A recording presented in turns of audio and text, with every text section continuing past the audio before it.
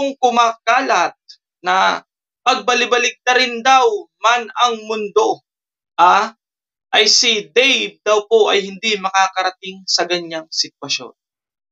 According po yan kay Tech Foren. Okay. Pero bago po ang lahat, ay huwag niyo po munang kalimutan, ito po yung ating channel. Kung hindi pa po kayo nakaka-subscribe kay Brother Jose, ay mag-subscribe na po kayo. At sa mga hindi pa po nakakapag-follow sa ating Facebook, mag-follow na po kayo, Brother Jose. Ayan. At anyway, sisimulan po natin itong ating balitaktakan, at papanoodin po natin itong video na to na si Dave daw po ay kahit balibaligtarin po ang mundo, kumbaga, utang na loob pa rin po ni Dave. Yung narating niya ngayon, kung nasan man siya ngayon, kahit balibaligtarin ang mundo, kung hindi daw dahil kay Ramil. Kung hindi po dahil kay Ramil, ay hindi rin daw po makakarating si Dave sa kanyang kinatatayon ngayon. Okay, let's watch this video. Kahit na ano pa gawin nila, kahit ano sabihin nila, hindi matatamasa niyan kung hindi rin kay Ramil. Kahit ano pa, baligtarin man nila ang mundo, hindi siya makakarating sa ganyan, hindi siya magkakatalino ng ganyan kung hindi siya nakita ni Ramil. Kahit ano pa sabihin nyo. So, ayun na nga po. Napakinggan po natin si Tech Foren. Okay, napakinggan po natin yung kanyang mga sinasabi sa video ito. Kahit balibaligtarin daw ang mundo. Pero bago po yan, bago po tayo magpaliwanag dyan, meron po ako sa inyong ipapapanood a year ago, ang nagsasalita po dito ay si Nanay Jack. Si Mrs. Manalastas, okay? Nagsasalita po siya dito kung paano po nag-start at kung gaano po, kung ano po yung journey ng kanilang vlogging dahil kay Dave. Panoodin po natin.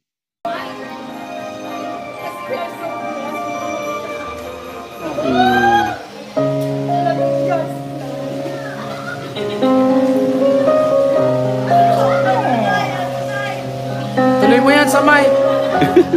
Pakasa mo sa mic. No, guys, talaga niya. Makita ko naman kasi talagang journey.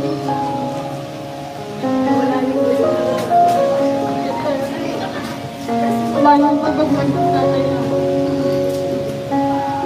Bago pumating yung tatay, pakilakap na. Last na po siya. Last ako kayo.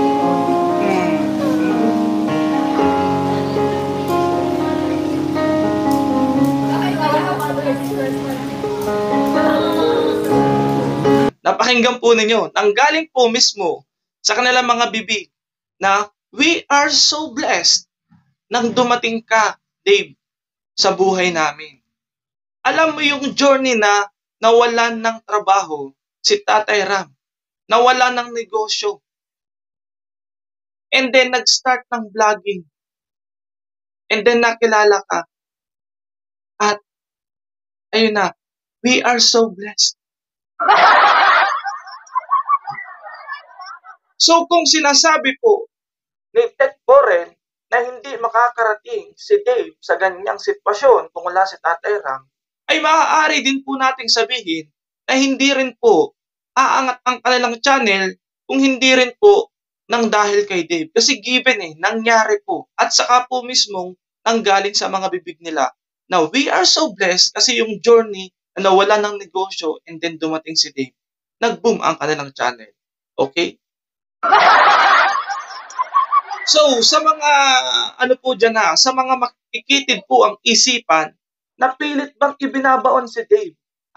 Pilit bang ibinabaon si Dave sa pagyurak?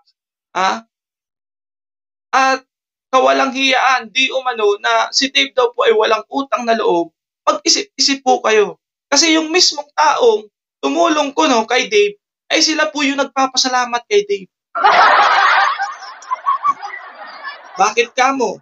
Dahil po, given po na si Dave po talaga ang nagdala ng blessing sa kanila. Okay, nagkakaintindihan po ba tayo? Okay, meron po ako sa inyong ipapapanood pang isang video. Ito po ha, nakaraan na rin po ito, past na rin po ito. Ha? Pero ito po ay video po galing mismo sa kanila at sila po mismo yung nagsasalita. Ha? Si Tatay Ra mismo nagsasalita. Yung tatay-tatayan niya. Para mapakinggan po ninyo ito, okay? Gusto ko pong iparinig po ito sa inyo para maunawaan po ninyo na nagkakamali kayo na para bang one-sided lang yung nangyayari, na si Dave lang yung nakinabang. Kaya ko po yan ipinaparinig sa inyo na para bang pinipilit nyo na si Dave lang yung nag-benefits. Si Dave lang yung alam niyo yun? Si Dave lang yung yumaman. Si Dave lang yung nagkapera. Ganun ba yun? Si Dave lang ba yung sumikat? Kaya po gusto kong ipakinig ito sa inyo. Panoodin po ninyo. Kung siguro, way na rin ni Idol Isko Moreno na i-out yung second hand para may iba yung natin. So kung hindi dumating si Idol Yorme Isko, yan, hindi namin kayo kasama. Nagbebenta ka pa rin ng buy and sell. Cellphone, pwedeng brand new. Yan. Pero dito talaga dito ako ni God. Tsaka talaga, nilagay. Nakalimutan ko lang ang pangalan, yung nadaanan kong babae doon sa tabi ng post office. Doon ako na Doon nagsimula. Ayan. At saka mas lumawak tayo nung kay Kuya Dave. Mas nag-spread talaga. Kaya yan. So si Lord naman all things work together for good nga, sabi Kasi nga. alam ko naman kaya pinakilala ni God sa atin si Kuya Dave. Meron siyang plano. Meron siyang pinapaabot. Isa siya spark para magsimula yung malaking mission mo pala dito sa earth. Okay, napakinggan po ba ninyo? Napakinggan po ba ninyo? Siya mismo ang nagsabi, sila mismo po ang nagsabi na kaya nag-boom, kaya nag-boom ang kanilang channel, ay nung dumating si Dave. Okay? So sa madaling salita, mga kapambihira,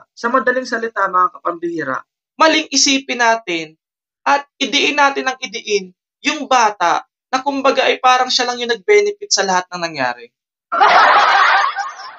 Maling isipin natin na kalimutan natin na yung idol natin ay nakinabang din naman. Na para bang hindi sila natulungan, na ipinipilit ninyo na si Dave lang yung natulungan. Walang ganon. Wala pong ganon na nangyari. Ang totoong nangyari, parehas po silang natulungan. Okay? Kaya kung iniisip ninyo na si Dave lang yung nakinabang or ginamit or nanggamit lang si Dave.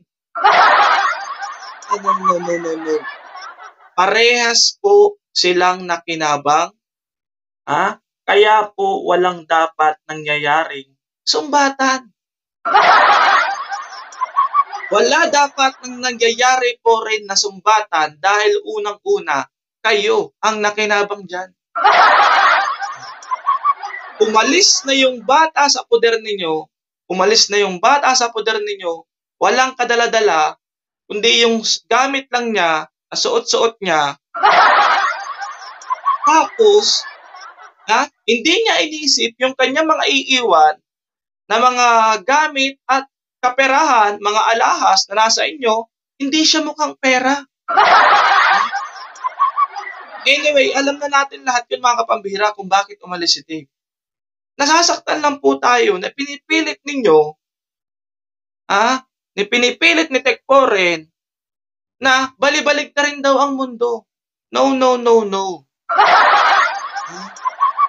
It's a big no. Kaya ako po i-present sa inyo itong mga video na to para maintindihan ninyo na kahit balibalig na rin ang mundo, hindi kayo dapat nanunumbat. Dahil nakinabang kayo mismo ang nagsalita na nag-boom ang channel ninyo, pinagpala kayo dahil kay Dave. Kaya hindi nyo kami pwedeng sisihin na ganyan yung isipin namin kasi given nakita namin at nanggaling mismo sa mga bibig ninyo. Okay? Hindi siya makakarating sa ganyan, hindi siya magkakatalino ng ganyan kung hindi siya nakita ni Ramil. Kahit ano pa sabihin nyo. Oh, teka. Pati ba naman, yung talino ni Dave, sasabihin nyo na dahil kay Ramil?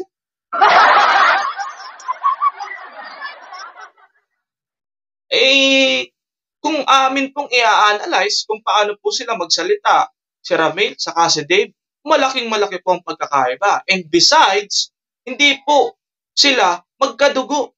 Paanong mangyayari ang talino ay dahil kay Ramil? Take note nyo po yan ha. Ang una po, ang talino ay namamana.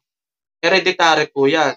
Ayon po sa pag-aaral, ay mas mataas ang porsyento na nanggagaling sa nanay.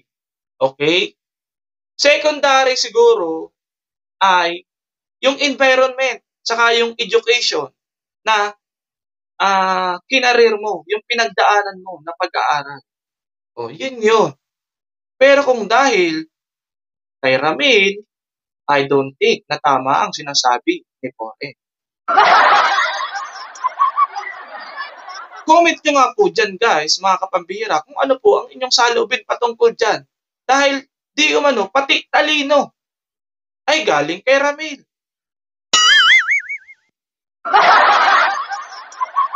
Ito pa ha, take note mga kapambihira. Ang buong katotohanan po about po sa katalinuhan, sa Diyos po yan ang gagaling. Okay?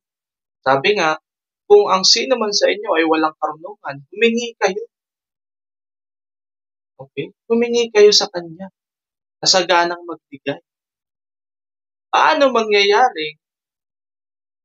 Paanong mangyayari kay Ramil? Sige nga po mga kapambihira, sana nagkamali lang siya sa sinabi niya yan. Na para bang lahat mo na lang ay gusto mo na lang sabihin na kay Ramil lahat nagmumula. Kay Ramil lahat nagmula, pati talino, blessings, lahat karangyaan. Sa totoo lang po yung mga karangyaan na tinatamasa niya, nung nandun pa siya, until now, galing po yan doon sa mga sponsors na tinatawag ninyong mga wakwak ngayon. Di po ba?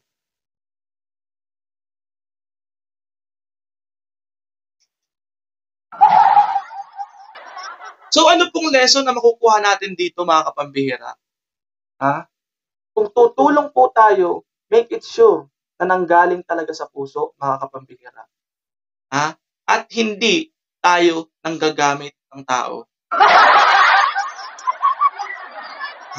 At kung alam mo naman yan, na yan ay pinagkakitaan mo din, pinakinabangan mo din, huwag sasagi sa isip mo na isusumbat mo yan. Kasi nga, pag sinumbatan ka din, masasaktan ka Diba? Bumabalik sa kanila. Yung bata nagsalita na ulit. O bumalik sa kanila. Kaya nila ako inaalagaan kasi ino-content nila ako